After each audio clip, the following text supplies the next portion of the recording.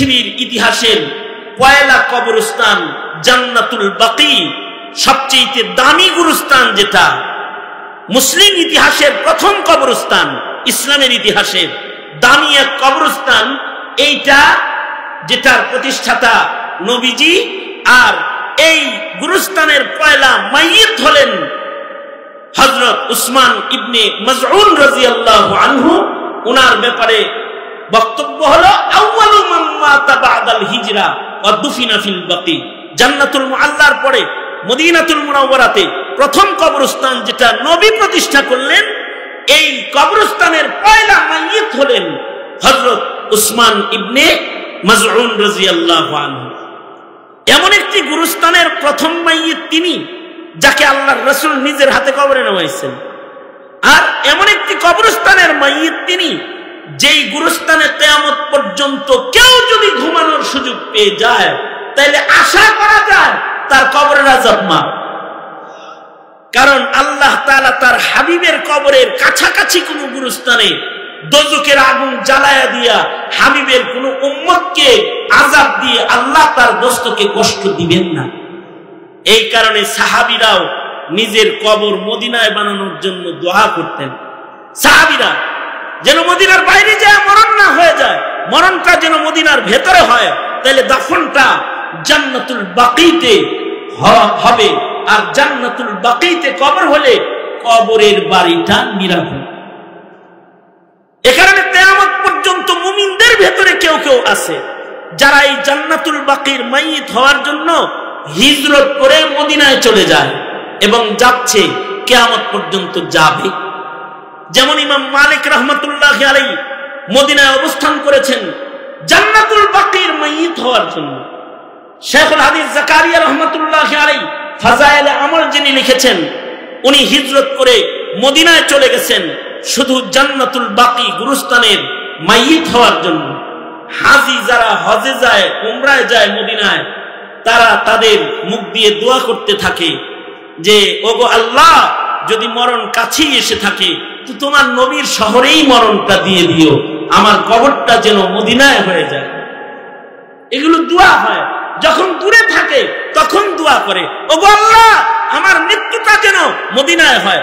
মদিনায় মরণ হলে কবর ভালো, কবরের বাড়ি ভালো বানানোর ধান্দা করার মতো ফিকির মুমিনদের, এটা ঈমানের একটা হিস্সা।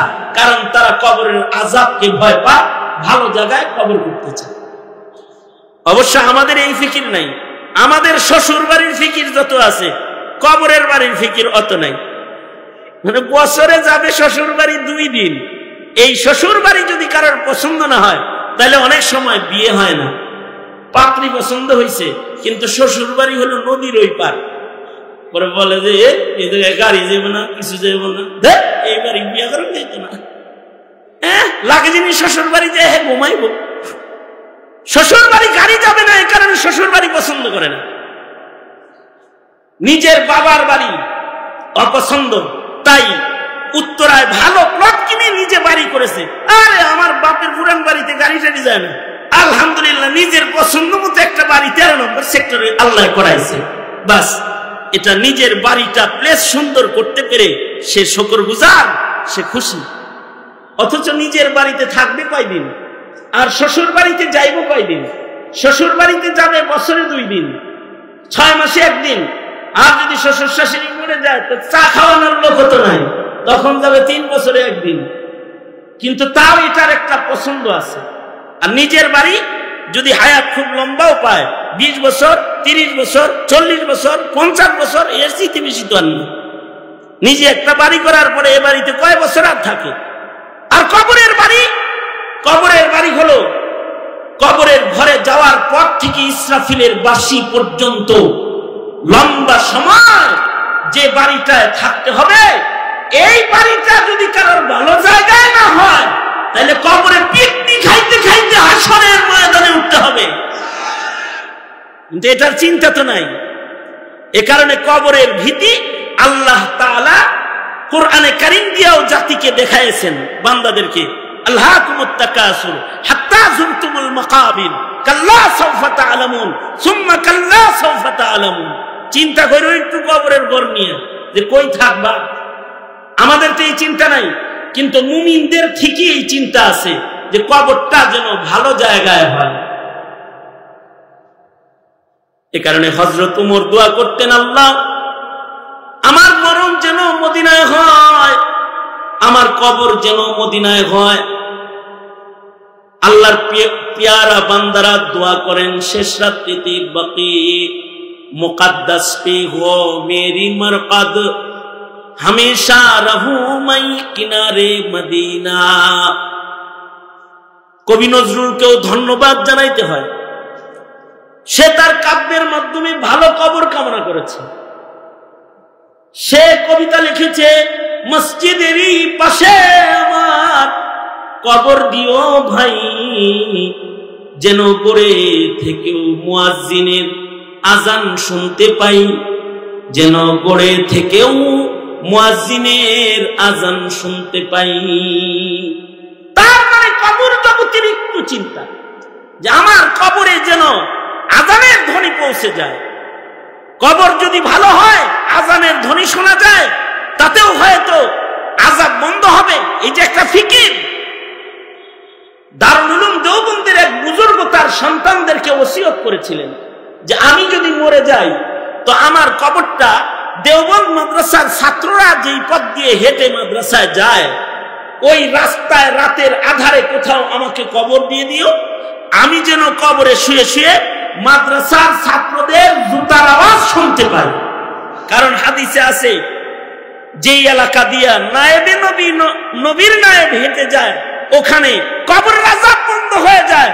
তো ছাত্ররা যদি ডেলি আমার কবরের উপর দিয়ে হেঁটে যায়, যাতায়াত করে, এর বরকতেও হয়তো আমার কবরের আযাব আল্লাহ তাআলা মাফ করে দিবেন। আল্লাহু আকবার কাবীর। এইটা ততক্ষণ পর্যন্ত এই চিন্তাগুলো কারোর আসবে না যতক্ষণ পর্যন্ত কবরের জগতের উপরে ঈমান কারোর মজবুত না হবে।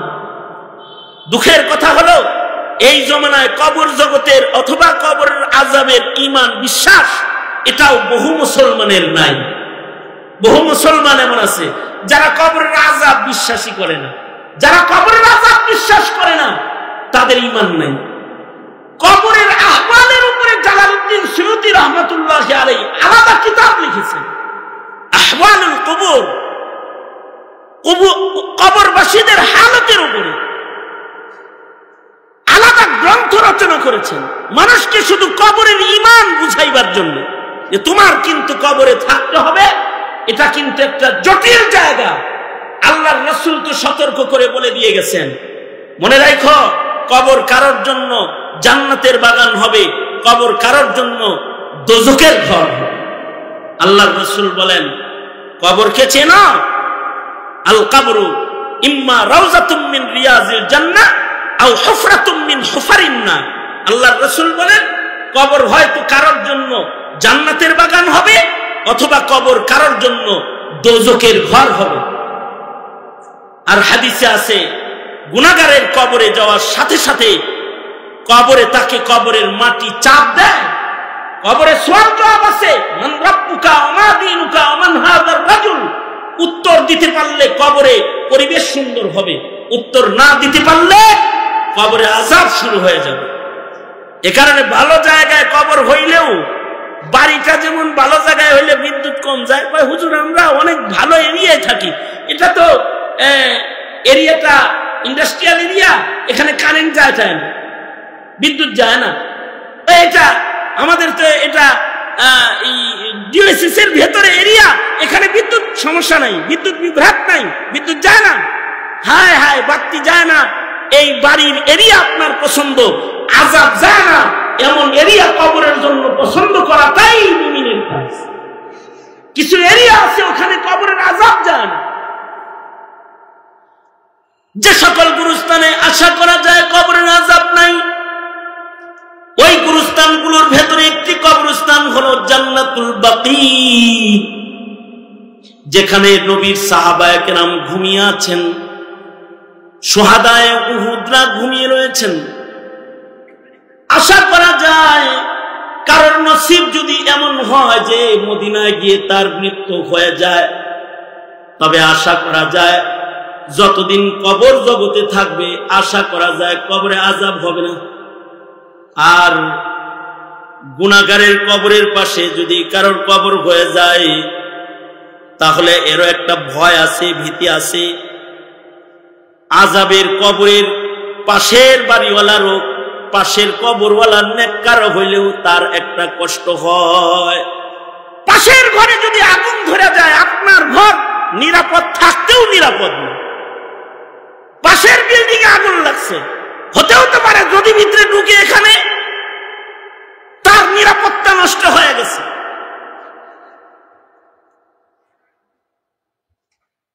আব্দুর রহিম রায়পুরি রহমতুল্লাহ আলাইহি, ওনার কাছে এক লোক আসছে, আইসা কয় হুজুর আমার কলসে, মাটির কলসে জিনে ধরছে।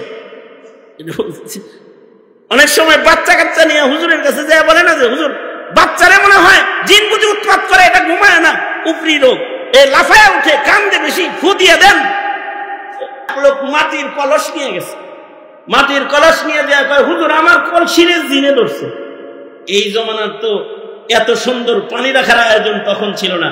ওই যুগে মাটির কলসে পানি রাখলে এটা ঠান্ডা হইতো, খাইতে আরাম লাগতো। এখন তো ফ্রিজ দামত বারকাতুহু আসছে, এখন আর মাটির কলস গুলা লাগে না, ফ্রিজে ঢুকায় দিল। এই কলস বানাইছে এই কুমার কোন জায়গার মাটি দিয়ে কলস বানাইছে এটা দেখো গা। হতে পারে এটা গুরুস্থানের, কবরস্থানের আশপাশের মাটি হবে। তো লোকটা আগায় গেছে কুমারের বাড়িতে, যা বলে ভাইজান আপনার কাছ থেকে আমি কলস কিনছি, তবে আপনি এই কলসটা কোন জায়গার মাটি দিয়ে বানাইছেন এটার একটু তদন্ত দরকার। কেন? কেন বলে শুনে না, আমার একটা ক্ষেত আছে, এই ক্ষেতে আমি যদি ফসল বুনি ফসল হয় না, ধান বুনি ধান হয় না, গম বুনলে গম হয় না, সরিষা বুনলে সরিষা হয় না, জ্বালায় আছি ক্ষেত লয়ে। এদিক দিয়ে আমি কুমারের কাজ করি। ক্ষেতটা কোন জায়গায়?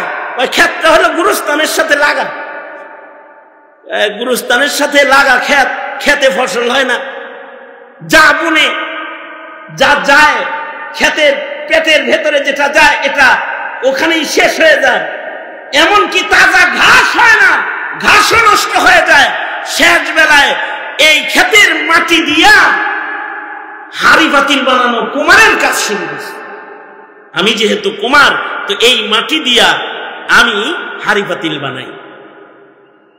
তো ওনারে ধরে নিয়ে গেছে আব্দুর রহিম রায়পুরীর কাছে, যা বলে হযরত তার একটা ক্ষেত আছে, যে ক্ষেতটা কবরস্থানের সাথে লাগানো ক্ষেত, যে ক্ষেতে ফসল তেমন একটা হয় না, ফসল হয় না। এই মাটির দ্বারাই সে কুমারের কাজ করে, এই মাটির দ্বারাই সে কলস বানায়। আব্দুর রহিম রায়পুরী বলে, রে বাবা এই ক্ষেতের মাটিটাও তুমি গুরুস্থানে ওয়াকফ করে দাও, মানুষ মরলে কবরস্থান জরুরত হবে, তোমার এই ক্ষেতটা গুরুস্থানে ওয়াকফ করে দাও। কারণ হয়তো তোমার ক্ষেতের সীমানায় কোন এমন মাইয়িতকে কবর দেওয়া হয়েছে যে মাইয়িতের কবরে বিষাক্ত সাপ আছে, যে মাইয়িতের কবরে আযাব আছে। বৃষ্টির পানিতে হয়তো তোমার ক্ষেতের ভেতরে গুরুস্থানের মাটি ঢুকে পড়ছে, গুরুস্থানের মাটি, কবরস্থানের মাটি তোমার মাটির সাথে লেগে যাওয়ার কারণে মাটির ছোঁয়ায় মাটি নষ্ট হয়ে গেছে, মাটির ছোঁয়ায় মাটি নষ্ট হয়েছে। কবরের আযাবের তাসির হয়তো তোমার মাটিতে পড়েছে, তোমার ক্ষেতটা গুরুস্থানে দিয়ে দাও। তুমিও তো একদিন কবরে যাইবা, সাদাকার নিয়তে এটাকে ওয়াকফ করে ফেলাও। তার মানে বুজুর্গ বুঝাইতে চায় মাটির আসর মাটিতে পড়েছে। কবরস্থানের কবরের মাটি সাধারণ মাটির উপরে পড়লে যদি এর একটা তাসির পড়ে, আরে ইট খোলায় ইট পুরানো হয়, এই ইট পুরানো ইটের খোলার মাটি যদি ফসলের জন্য অনুপযুক্ত হইয়া যায় তাহলে আল্লাহর রাসূল বলেন কিছু কবরে আগুন আছে, কবরের ভেতরে যদি আগুন ধরে ও মাটিগুলো তো নষ্ট হয়ে যায়। নষ্ট মাটি ভালো জায়গায় পড়লে ভালো জিনিস নষ্ট হয়ে যায়। সোনা যদি দুধের ভিতরে পড়ে দুধ নষ্ট হয়ে যায়। সেম কবরের মাটি সাধারণ মাটির ভেতরে পড়ার কারণে হয়তো এর বত্তা সির পড়ে গেছে, এ কারণে এই মাটি দিয়া কলসি বানাইলে এই কলসের পানি তিতা হয়ে যায়। যদি তাই হয় তাহলে মুহাম্মাদুর রাসূলুল্লাহ সাল্লাল্লাহু আলাইহি ওয়াসাল্লাম নবী আলাইহিস সালাতু ওয়াস সালাম নবীজির জিসমে আতহারের সাথে যে মাটিটা লেগে আছে, এই মাটির দাম কত? এই মাটির দাম তো এত আল্লাহর কাছে। আল্লাহর নবীর জিসমে আতহারের সাথে লেগে থাকা মাটিটা আল্লাহর কাছে আল্লাহর আরশের চেয়ে বেশি দামি। আল্লাহু আকবার, জোরে বল। মানে নবীজির বদন মুবারকের সাথে যে মাটি লেগে আছে, এই মাটির দাম আল্লাহর কাছে আল্লাহর আরশের চেয়ে বেশি দামি। নবীজির দেহের সাথে লেগে থাকা যে মদিনার মাটি, সেই মাটির আশপাশে কাছাকাছি যদি কারোর কবর হয়, তাহলে মদিনার পয়গম্বরের কবরের জান্নাতের কিছু খুশবু বাতাস তো সে কবরে যাবে। আর আল্লাহ তাআলা তার বন্ধুর খাতিরে কিয়ামত পর্যন্ত মদিনার মাটির কোন কবরে হয়তো বা আল্লাহ তাআলা আযাব দিবেন না। হ্যাঁ, ভালো মানুষের সাথে কবর হইলেও লাভ আছে। এ কারণে ওলামারা বলেন জান্নাতুল বাকি, জান্নাতুল মুআল্লা, এই দুটি গুরুস্থান তো দামি কবরস্থান। এই দুই কবরস্থানের পরেই যেই কবরস্থানটা দামি, যে কবরস্থানগুলো দামি, তার ভেতরে একটা কবরস্থান হলো হাজীদের কবরস্থান। কাফন পয়রা হাজী হয়ে যারা মক্কায় চলে যায়, যখন কেউ মক্কায় যায় তখন মৃত্যুর প্রস্তুতি নিয়ে যায় যে মরলে তো আমার লাশ হাজীদের গুরুস্থানে রাখা হবে, বাড়ি থেকে শেষ বিদায় নিয়ে যায়। যদি ওই গুরুস্থানে কারোর জায়গা হয়, আশা করা যায় কবরের আযাব মা, আল্লাহর মেহমানদেরকে আল্লাহ আযাব দিবেন। আর এরপরে আরেকটা গুরুস্থান আছে যেটা উজবেকিস্তানে, যে কবরস্থান সম্পর্কে উলামাদের বক্তব্য এটা বরকতি গুরুস্থান। এই গুরুস্থানটা হলো উজবেকিস্তানে মাকবারায়ে মুহাম্মাদিয়া, যেই গুরুস্থানের ভেতরে মাইয়িত যা আছে 2000 মাইয়িত প্রায় ওখানে ঘুমিয়ে আছে। এই 2000 মাইয়িতেরই দুইটা গুণ। একটা গুণ হলো মাইয়িতের নাম নবীর নামে নাম মুহাম্মদ। দ্বিতীয় নাম্বার গুণ হলো যারা ওই গুরুস্থানে দাফন হয়েছে এদের সকলেই 1 লাখ করে হাদিসের সনদ সহ হাফেজ। সুবহানাল্লাহ, আগামীকাল কি বললেন? 1 লাখ হাদিস সনদ সহ মুখস্থ। এটা তো চারটিখানি কথা না, 1 লক্ষ হাদিস সনদ সহ মুখস্থ। হেদায়ার মুসান্নিফের 1 লাখ হাদিস মুখস্থ, ওই এলাকায় বাড়ি, কিন্তু ওনার নাম মুহাম্মদ না। এই কারণে ওই গুরুস্থানে ওনারে গুরুস্থান কবরস্থান কর্তৃপক্ষ জায়গা দেয় নাই, তোমার নাম মুহাম্মদ না, এই লাশ সেখানে চলবে না, এটা অন্য গুরুস্থানে পেয়ে যাবে। যদি 1 লাখ হাদিস মুখস্থ না হয় ওই গুরুস্থানে জায়গা দেওয়া হতো না। এই জমানায় হাদিসের হাফেজও পাওয়া যায় না, তাই এখন ওখানে দাফন বন্ধ হয়ে রয়েছে। কারণ অক্ষকারী যিনি তার শর্ত 1 লাখ হাদিস মুখস্থ হইতে হইব, নাম মুহাম্মদ হইতে হইব। আমাগরে আল্লাহ তাআলা বাঁচাইছে যে 1450 বছর পরে আমরা যেই এলাকায় বসবাস করি, এই এলাকায় এমন কোন বেজাইল্লা মুমিন নাই যে ওয়াকফ করার সময় কোনো শর্ত আইটা দিবে। যদি এই এলাকায় বাংলাদেশের কোন জমি ওয়াকফ করার সময় এই শর্ত দিত যে কোন বেনামাজির কবর আমার গুরুস্থানে হবে না, খালি যদি এটা শর্ত দিত, তাইলে যারা নামাজ পড়ে না তারা মন্দিরেও জায়গা পাইতো না, গুরুস্থান তো দূরের কথা, এদের জায়গা মন্দিরে হইতো না মিয়া। কারণ তার সন্তানও তারে নিজের বাড়িতে কবর দিত না তখন, কারণ চিন্তা করতো গুরুস্থানে নেয় নেয় আব্বারে এই বেনামাজি দেখা, কারণ আযাব হইতে পারে, ডর তো এইটাই। আমি খামাখা আমার বাড়ির সীমানায় আব্বারে রাইখা আমার ঘরের কোনায় আগুন জ্বালায় কোনো লাভ আছে? সন্তান করতো কি রাতের অন্ধকারে বাপের লাশ নদীতে ভাসায় দিত মিয়া। কিন্তু এরকম কোন ভেজাইলা মুমিন, মানে এত মজবুত মুমিন এই যুগে এখন আর নাই। এ কারণে সুদ খায়ও গুরুস্থানে জায়গা পায়, ঘুষ খায়ও গুরুস্থানে জায়গা পায়, জুলুম করেও গুরুস্থানে জায়গা পেয়ে যায়, জুলুম করেও জায়গা পায়। ইসলামের উল্টা চলে, ইসলামকে মিটানোর চক্রান্ত করেও গুরুস্থানে জায়গা পায়। আল্লাহ বাঁচাইছে আমাদের, যে এরকম শর্ত কেউ দেয় নাই। তবে শর্ত না দিলেও গুরুস্থানে যাওয়ার আগে কেউ যদি রেডি না হয় তাইলে তার কবরে আযাব হবে। বিশ্ব প্রতিপালকের বিশ্ব দরবারে কালিমাতুশ শুকর, যে মহান রব্বুল আলামিন অত্যন্ত দয়া করে মায়া করে ভালোবেসে রহমতি বরকতি জান্নাতের টুকরা বাগানে উম্মতের উলামায়ে দ্বীনদের সোহবতে কোরআনে কারীমের মাহফিলে আল্লাহ তাআলা আমাদের আসার বসার তৌফিক দান করেছেন। কালিমাতুশ শুকর পড়ি, শুকরিয়া আদায় করি, জবান খুলে ভক্তি ভরে সমস্বরে আওয়াজ করে সকলে মিলে একযোগে একসাথে বলি আলহামদুলিল্লাহ।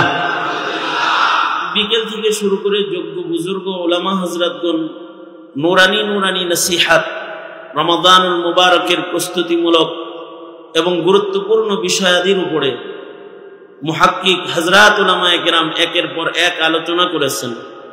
আমি বরকতের নিয়তে আপনাদের সামনে বসে গেছি।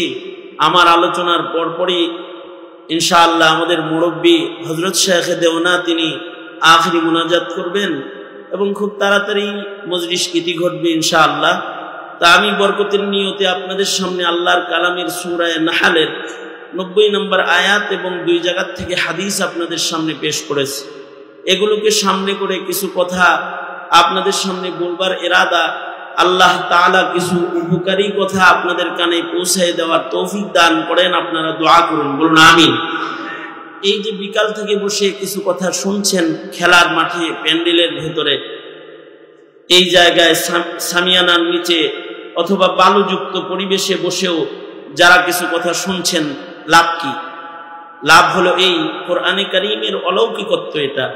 কেউ যদি নিজের নফসকে শাসন করে কোরআন শোনায়, জানা কথাগুলো যদি আবার শোনে কোরআন থেকে, শুধু যদি কোরআন শুনতে থাকে, তো কোরআন থেকে কিছু আলোচনা তার কানে যে যাচ্ছে, এইটার একটা অলৌকিকত্ব আছে। এটার অলৌকিকত্ব হলো মুমিনের কানে কোরআনে কারীমের আলোচনা গেলে, কোরআন গেলে মুমিনের ঈমান বেড়ে যাবে। আল্লাহ তাআলা বলেছেন, আল্লাহ তাআলা বলেছেন যে মুমিনরা যদি কোরআন শোনে, মুমিনকে কোরআন শোনানো হলে ওয়াইদা তুলিয়াত আলাইহিম আয়াতুহু যাদাতহুম ঈমানা, মুমিনের ঈমান বেড়ে যায়। সঙ্গত কারণেই দেশের ওয়াজ নসিহতে যারা বসে, তাদের ওয়াজ নসিহত শোনার পরে দিনের উপরে চলার একটা স্পিরিট পয়দা হয়, স্পৃহা আসে, আগ্রহ আসে। যে নামাজ পড়ে না সে নামাজি হয়ে যায়, যে পর্দা করে না সে পর্দা শুরু করে দেয়, যে কোরআন পড়ে না তার ভেতরে কোরআন শিখার আগ্রহ পয়দা হয়, যার সুন্নতের কমজোরি আছে তার সুন্নতের পাবন্দির জিন্দেগি ধরার জন্য আগ্রহ জন্মায়। এই যে আগ্রহটা জন্ম নেয়, এটা ঈমান থেকে জন্ম নেয়। ঈমান বেড়ে যায় তো দিনের উপরে চলার স্পিরিট তার বেড়ে যায়। এটা কোরআনে কারীমের এজাজ। এ কারণেই কোরআনে কারীম তিলাওয়াত হলে মুমিনকে শুনতে বলা হয়েছে। কোরআন থেকে কথা বললে মুমিন শ্রবণ করবে। ইদা কুরিয়াল কুরআনু ফাসতামিউ লাহ, যেখানে কোরআন থেকে তিলাওয়াত হবে এটা শুনতে হবে। কোরআনের কথা চলছে তো মুমিনের দায়িত্ব হলো এটা শ্রবণ করবে। শ্রবণ করলেও তার লাভ হবে, তার ঈমান বেড়ে যাবে, তার দিলের ময়লা পরিষ্কার হয়ে যাবে। আল্লাহর কালামের আজব অলৌকিকত্ব হলো কোরআনে কারীম যদি কোনো কাফেরও শুনে মোহাব্বত নিয়ে শুনতে হবে।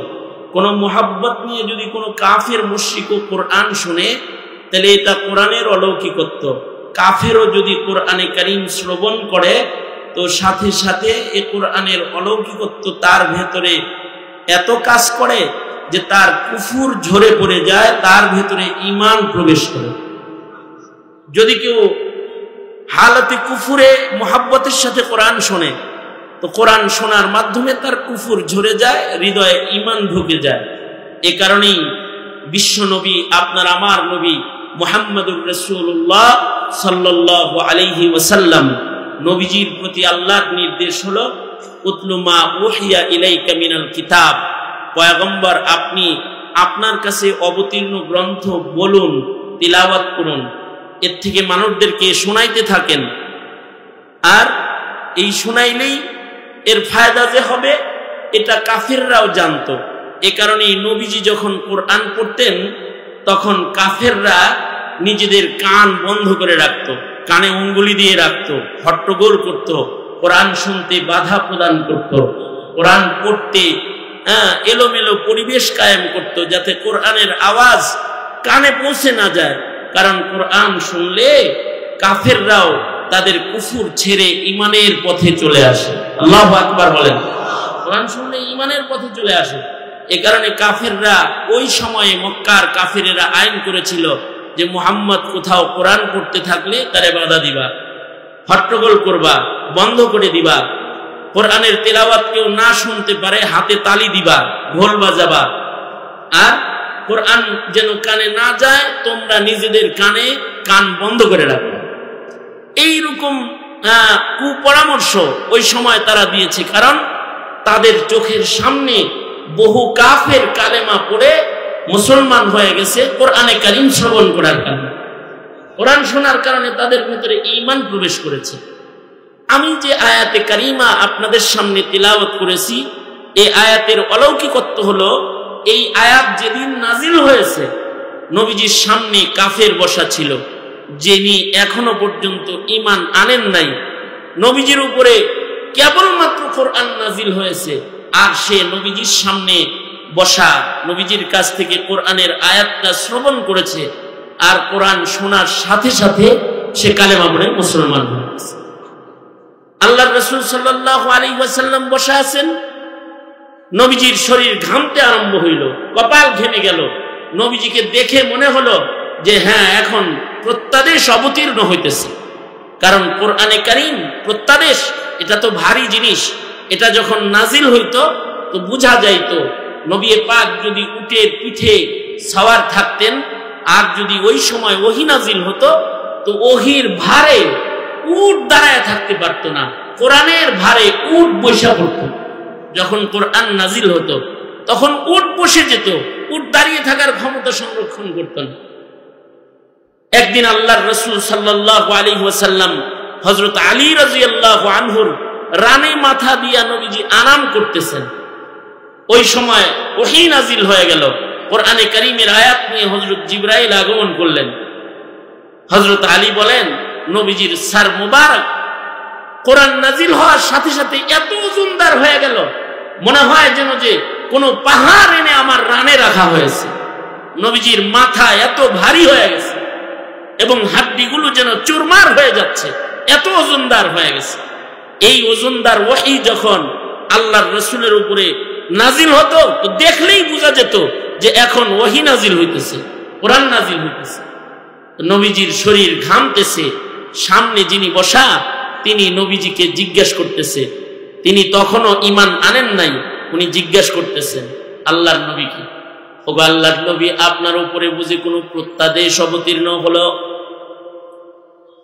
আল্লাহর রাসূল বললেন, হ্যাঁ, এইমাত্র জিবরাইল আমার কাছে একটা দামি আয়াত দিয়ে গেল, যে আয়াতটা আমার মিশন, যে আয়াতের মিশন বাস্তবায়নের জিম্মাদারি আল্লাহ তাআলা আমাকে দান করেছেন।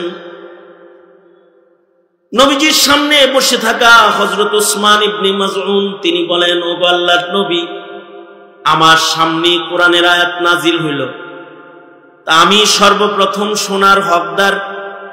ওগো আল্লাহর নবী, কি নাজিল হয়েছে এটা একটু আপনি আমাকে তিলাওয়াত করে শোনান। তো আল্লাহর রাসূল সাল্লাল্লাহু আলাইহি ওয়াসাল্লাম নাজিল হওয়া এই আয়াতখানি হযরত উসমান ইবনে মাযউনকে তিলাওয়াত করে শোনালেন। ইন্নাল্লাহা ইয়া'মুরু বিল আদলি ওয়াল ইহসান ওয়া ইতা'i যিল কুরবা ওয়া ইয়ানহা আনিল ফাহশা'i ওয়াল মুনকারি ওয়াল বাগি ইয়াইদুকুম লাআল্লাকুম তাযাক্কারুন। বাস এই তিলাওয়াত নবী একবার করছেন, আর উনি বলে কি, যেই একটি আয়াতে এত সুন্দর নীতিমালার বর্ণনা থাকে, এটা কোনো মানুষের কথা হতে পারে না। আমি বিশ্বাস করি এটা আল্লাহর কথা, এটা ওহী প্রত্যাদেশ। আর আমি এটাও বিশ্বাস করি আপনি আল্লাহর পয়গম্বর। এখন আমাকে কালেমা পড়ায়া মুসলমান বানায়। সাথে সাথে কোরআনে কারীমের একটি আয়াত শ্রবণ করে সে কালেমা পড়ে মুসলমান হয়ে গেল। এবং মুসলমান হওয়ার এই বরকতে আল্লাহ তাআলা ওনার নামটা ইতিহাসের পাতায় আলাদা করে স্বর্ণাক্ষরে লিখে দিলেন, হযরত উসমান ইবনে মাজউন। উসমান নামে পৃথিবীতে যত মানুষ আছে, উসমান নামটা উচ্চারণ করলেই কিছু উসমানের দিকে মানুষের তাওয়াজ্জুহ চলে যায়, মানুষের জেহেন কিছু উসমানের দিকে যায়। যারা ইতিহাসের পাতার স্মরণীয় উসমান, ইতিহাসের পাতার একজন স্মরণীয় শ্রেষ্ঠ উসমান হলেন হযরত উসমান ইবনে আফফান রাদিয়াল্লাহু আনহু, যিনি ইসলামের ইতিহাসের তৃতীয় খলিফা। হযরত উসমান ইবনে আফফান, ওনার তহারাত, ওনার জিন্দেগি এত পুত পবিত্র, ওনার জীবনটা এত পুত পবিত্র যে ওনার পবিত্রতা দেখলে ফিরিস্তারা লজ্জায় কাতার হয়ে দাঁড়িয়ে যায়। আল্লাহর রাসূল বলেন, ইন্নাল মালাইকাতা লাতাস্তাহি মিনহু, আমার উসমানকে দেখলে ফিরিস্তারাও কাতার কাতার হয়ে দাঁড়িয়ে যায়। আল্লাহু আকবার। ফিরিস্তারা শরমে দাঁড়ায় যায়, হায় রে মানুষ কিন্তু যদি আমাদের চাইতে বেশি পুত পবিত্র। লজ্জায় শরমে ফিরিস্তারা কাতার হয়ে দাঁড়ায় যায় মানুষ দেখে, আর আমাগরে দেখে শয়তানও দাঁড়ায় না। কারণ আমাদের দোষ ত্রুটি এত বেশি যে আমাদের দেখলে শয়তানও হাসে যে তুই তো আমার চাইতে বড় হবিস রে। কিন্তু হযরত উসমান ইবনে আফফান এত পুত পবিত্র জিন্দেগির অধিকারী যে ওনাকে দেখলে ফিরিস্তারা কাতার হয়ে দাঁড়িয়ে যেত। আল্লাহু আকবার বলেন। একটা মানুষ কত পুত পবিত্র হলে ফিরিস্তারা তার সম্মানকারী হয়। হযরত উসমান ইবনে মাজউন ওরকম স্মরণীয় উসমান হযরত উসমান ইবনে আফফানের মতন। হযরত উসমান ইবনে আফফান সম্পর্কে আরো দুই চারটা কথা, কারণ হযরত উসমান ইবনে আফফানের পরিচয় এটা আমাদের সন্তানদের কানেও বারবার আলোচনা হওয়া দরকার।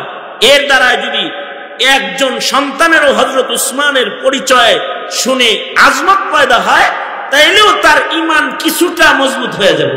কারণ সাহাবীর প্রতি সম্মান এটা হৃদয়ে আসলে ঈমান মজবুত হয়ে যায়। হযরত উসমান ইবনে আফফান 10 জন আশারায়ে মুবাশশারার একজন। হযরত উসমান ইবনে আফফান হলেন পৃথিবীর ইতিহাসে প্রথম কোরআনে কারীম লিখনেওয়ালা, যিনি কোরআনের পাণ্ডুলিপি আকারে কোরআন নিজের হাতে সর্বপ্রথম তিনি লিখেছেন। উনি বদরের সেই স্মরণীয় যোদ্ধাদের একজন, যাদেরকে আল্লাহ তাআলা মাগফিরাত দান করেছেন। কিয়ামত পর্যন্ত যাদের নাম পড়ে দোয়া করলে দোয়া কবুল হবে। বদরি সাহাবীদের নামে নাম পড়ে দোয়া করলে দোয়া কবুল হয়। ওই বরকতি মানুষদের উনি একজন। তার চেয়েও বড় কথা, আল্লাহর রাসূল বলেন কি, যে তোমরা কি আমার উসমানকে চেনো? উসমান হলো রফিকি ফিল জান্নাহ, উসমান আমার জান্নাতি বন্ধু। উসমান জান্নাতে আমার বন্ধু হয়ে আমার সাথে জান্নাতে থাকবে। এ কারণে আল্লাহর রাসূল নিজের 2 কন্যা ওনার কাছে বিবাহ দিয়েছেন। একজন দিয়েছেন, ইন্তেকাল করেছে, আর একজন দিয়েছেন, উনিও ইন্তেকাল করেছে। তো নবী বলেছেন তখন, আমার আরেকটা কন্যা থাকলে সেটা ওসমানের বিবাহের বন্ধনে আমি দিয়ে দিতাম। এইরকম স্মরণীয় একজন মানুষ হলেন হযরত উসমান ইবনে আফফান রাদিয়াল্লাহু আনহু, যিনি আল্লাহর রাসূলের জান্নাতি দোস্ত। হযরত উসমান ইবনে আফফান ইসলামের ইতিহাসের তৃতীয় খলিফা। ওনার পরেই যে উসমানটা স্মরণীয়, তিনি হলেন হযরত উসমান ইবনে মাজউন রাদিয়াল্লাহু আনহু। ওনার সহজ পরিচয় হলো